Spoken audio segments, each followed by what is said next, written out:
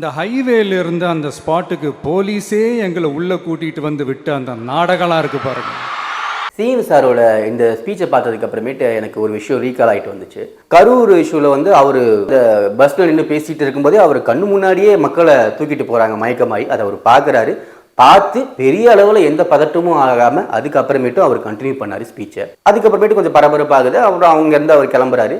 So அதெல்லாம் கூட okay, புரிஞ்சுக்க முடியுது நம்மளால். ஒரு விஷயம் நடக்குது, அவங்க புது கட்சி, ஒரு பேனிக் ஆகிட்டாங்க, என்ன பண்ணுறதுனே தெரியல, இதெல்லாம் புரிஞ்சுக்க முடியுது. ஆனால் 3 நாள் கழிச்சு அவர் போட்ட வீடியோ தான் எனக்கு முதல்ல தாவேக்க மேலே ஒரு வெறுப்பை கிரியேட் பண்ணுச்சு. ஒரு அடிப்படை மனசாட்சி கூட இல்லாமல் அந்த வீடியோவில் அவர் பேசியிருந்தாரு. ஏன்னா ஃபர்ஸ்ட் ரெஸ்பான்சிபிலிட்டி அவர் லேட்டாக வந்தது. அதுக்கப்புறமேட்டு தான் அந்த ஆர்கனைசர்ஸ், போலீஸ் சரியா பார்க்கல, அப்போ ரூலிங் கவர்மெண்ட்டாக இந்த டிஎம்கே, இதெல்லாம் அதுக்கப்புறமேட்டு தான் நம்ம பழி சுமத்த முடியும். முதல் ரெஸ்பான்சிபிலிட்டி அவர் லேட்டாக வந்தது. அவர் தான் முதல் ரெஸ்பான்சிபிலிட்டி.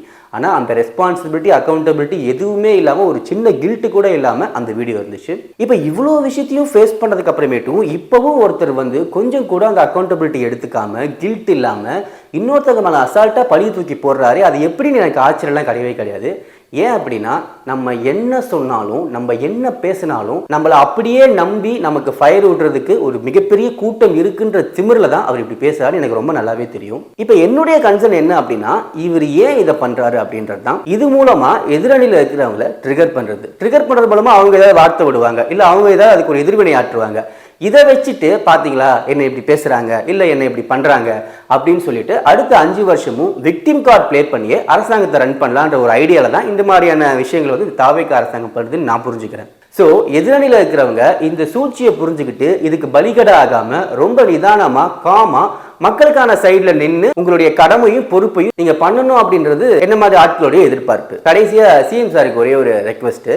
இந்த ஸ்பீச் வந்து எனக்கு உங்கள் மேலே இருந்த ஏன்னா நான் இதுக்கு முன்னாடி நான் தாவேக்காக்கு சப்போர்ட் பண்ணி பேசியிருக்கேன்.